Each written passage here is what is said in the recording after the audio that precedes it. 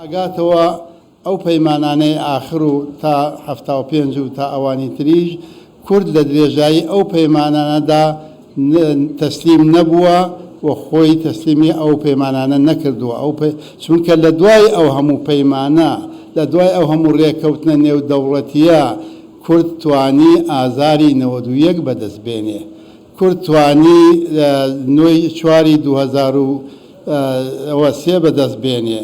کورد توانی پەرلەمان و حکوومەت دروست بکە. کورد توانی بڕیاری 688 نێودەوڵەتی مجلیسی ئەمن بەدەست بێنێ. کورد زۆر هەنگاوی گەورە و باشی کاریگەری نا دوای ئەو هەموو پەیمانانەی کە بۆ سەربڕین و لە ناوبردنی میلەتەکەمان کرابوو. واتە کورد هەمیشە هەنگاوی گرنگ و کاریگەری ناوە و هەمووشی بە خوێن و فرمێسک پاراستووە. ئێمە ڕەنگە ئەوەی بەرامبەر بە ئێمە کرابێت لە مێژوودا لە بەرامبەر بە هیچ شتێک نەکرابێت وڵاتێک بە کیمیاوی لە میلەتەکەی خۆی بدات. ڕەنگە کیمیاوی بەکارهات بێت 8,000 کیلۆمەتر وڵاتێ لە وڵاتێکی کەیابێ، بەڵام وڵاتێک بە کیمیاوی لە میلەتەکەی خۆی با، میلەتەکەی خۆی بێنێت زیندە بەچاڵی بکە، ئەنفالی بکات، حتا پێی ڕانەبینێ لە ناو خاکەکەی خۆیدا بیوا بۆت بیابانەکانی عەرعەر و نوگرە سەلمان و سەماوا و ناسرێ و شوێنەکانی تر بۆ ئەوەی جارێکی تر ئێسک و پرووسکەکەیشی دەستی ئێمە نەکەوێتەوە. واتە تۆ ناحەزێک دوژمنێک ئەوەندە حاقت بێ لەسەرت.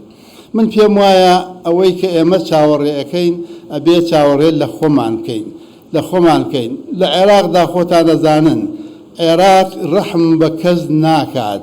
عێراق ڕەحمیان بە حەزرەتی حسەین نەکرد. حەزرەتی حسەین دایکی کچی پێغەمبەر بوو درود و خوای لەسەر بێ، باوکیشی کوڕی حەزرەتی عەلی بوو، پارچە پارچەیان کرد و هەر پارچەیەکیان بۆ شام و بۆ کوێ برد. جا تۆ ڕەحم بەو نەکەن، تۆ ئەبێ چاوەڕێی چی لێ بکەین.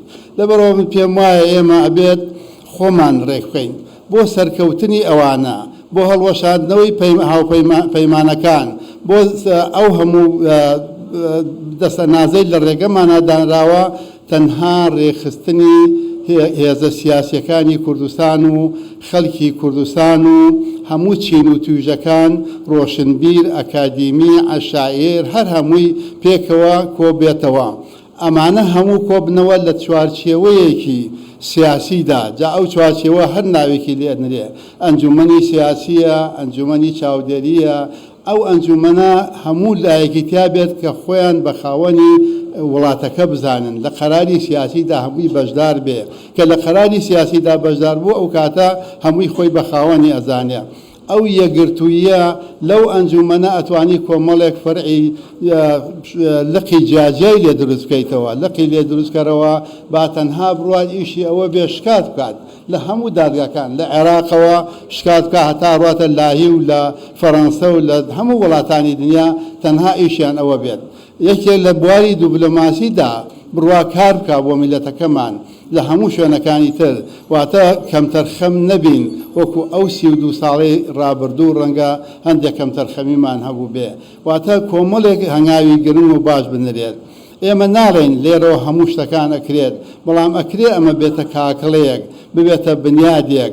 من بۆیە داواکەم لە بەڕێستان یەکەم جگەل لەوەی کە لژنەیەک سیغەیەکی بەلاغێک ئەو بەلاغە تەعبیر لە خەڵکی کوردستان و ئەمڕۆ هەموو لایەک بکات، ئەگەر لەگەڵ ڕاستپاردەکانی ئەم دیدارەدا جگەلەوە ئەگەر بکرێت کۆمیتەیەک هەبێت، ئەم کۆمیتەیە بەردەوام بێت.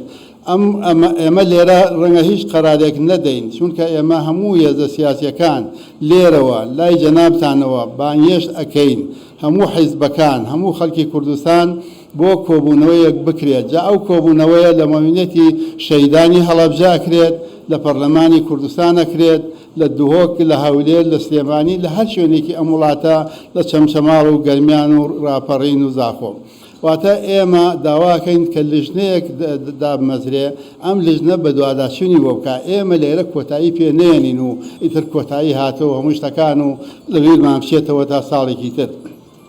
هیوادارم ئەو کۆمیتەیە بتوانێت ئەو ئەرکە بگرێتە ئەستۆی خۆی و هەمومان یارمەتی بدەین و هەمومان پشتیوانی لێ بکەین کە ئەم جۆرە کۆبوونەوانە ئەم جۆرە کۆڕانە ئەم دیدارانە بەردەوام بێت لە شوێنەکانی تری لە لاکانی تری و زیاتر فراوانتر بکرێت و هەموو کەس خۆی بە خاوەنی بزانێت.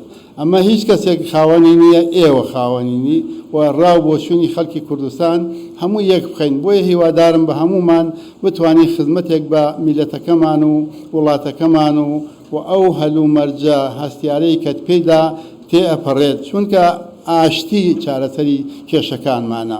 ئاشتی ئەتوانێت سەرکەوتمان بۆ بەدەستبێنێ و ئەوەش لە یەکخستنی خۆمان و ماڵی کوردستانی و هەموو هێزە سیاسیەکان بە تایبەتی یەکێتی نیشتمانی کوردستان و پارتی دیموکراتی کوردستان کە ئەو دوو هێزە ڕەنگە لە ١٧٠ چارەسەری کێشەکان بن لە کوردستانە و باقی هەموو ویلایەتەکانی تری ئێمە پشتیوانیان لێ ئەەکەین. بۆیە من پێم وایە هیچ شتێک گرنگ نییە بەقەدەر قەزەی میلەتەکەمان. هەموو حیزبەکان وەسیلەیە بۆ گەیشتن بە غایە، بۆ گەیشتن بۆ چارەسەر. بەڵێ ئەمە بەشێک بوو لە دیداری گوڵەخانە لە یادی 100 ساڵەی پەیماننامەی لۆزان کە محەممەد حاجی مەحموود سکرتێری حیزبی سۆسیالیست دیموکراتی کوردستان تێدا گوتارێکی پێشکەش کرد.